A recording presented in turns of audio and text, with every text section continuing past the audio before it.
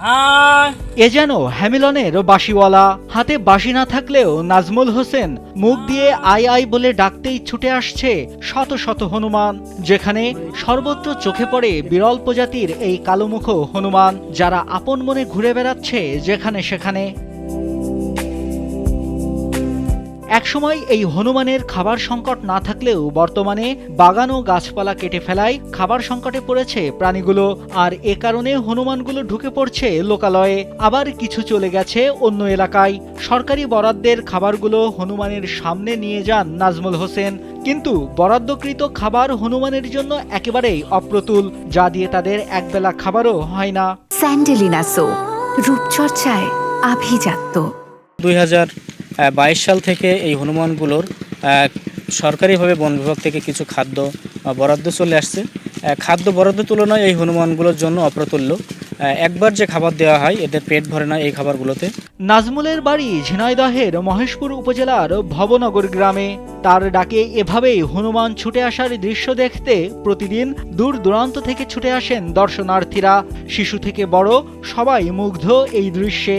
তবে ক্ষুধার যন্ত্রণায় হনুমান কখনো কখনো আক্রমণাত্মকও হয়ে ওঠে বলে অভিযোগ এলাকাবাসীর। আমাদের এই ভবনগর আমার জন্মের আগে থেকেই দেখছি, জন্মের পর থেকেই দেখছি যে এই গ্রামে ওরা থাকে। খাবার দাবার না পায় তখন আমাদের বাড়ি ঘর বা আবাদ ঘাট খুব ক্ষয়ক্ষতি করে মাঠে ঘাটে। আমি আজ হনুমান দেখতে এসেছি, মেলা খাবার দিয়েছি, বাদাম দিয়েছি, কলা দিয়েছি। আমার ছেলেদের নিয়ে হনুমান দেখতে এসেছি। এত হনুমান কোনোদিন দেখিনি, দেখে খুব ভালো লাগছে। আমার নিজে হাতে খাবার খাওয়াচ্ছি। সরকার যার খাবার দিচ্ছে এই খাবারে আমাদের হনুমানের পেট ভরছে না, কারণ আপনারা সরকার থেকে আরো সহযোগিতা করে কিছু খাবার বাড়িয়ে দেন। আমাদের এই হনুমানগুলো ঐতিহ্য, মানে অনেক এলাকার থেকে মানুষজন আসে দেখাশোনা করে, তারা ছবি টবি নেয়, আমাদেরও ভালো লাগে। এদিকে বন বিভাগ বলছে হনুমানগুলোর প্রতিদিনই সরকারিভাবে খাবারের ব্যবস্থা রাখা হয়েছে। কেউ হনুমান শিকার করলে তাদেরকে আইনের আওতায় আনা হবে বলেও জানান তিনি। প্রকৃতির প্রাণী, এখানে বিতাড়িত করার কোনো সুযোগ নাই।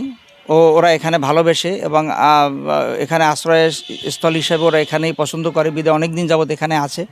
আমরা এদেরকে দেখভাল করি। কেউ যদি ইচ্ছাকৃতভাবে তাদেরকে ক্ষতি সাধনের চেষ্টা করে থাকে, আমরা সংবাদ পেলে সেখানে আমরা গিয়ে তাদের প্রতিহত করি এবং বন্যপ্রাণী আওতায় তাদেরকে শাস্তিমূলক ব্যবস্থা গ্রহণের চেষ্টা করে থাকি। বন বিভাগের রেকর্ড বলছে বর্তমানে ভবনগর গ্রামে 2 শতাধিক কালোমুখ হনুমান রয়েছে। তবে একসময় এই সংখ্যা দ্বিগুণেরও বেশি ছিল।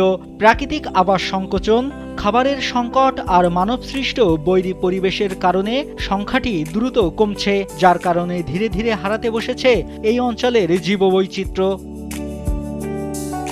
নাইমুল হাসিব, কালবেলা।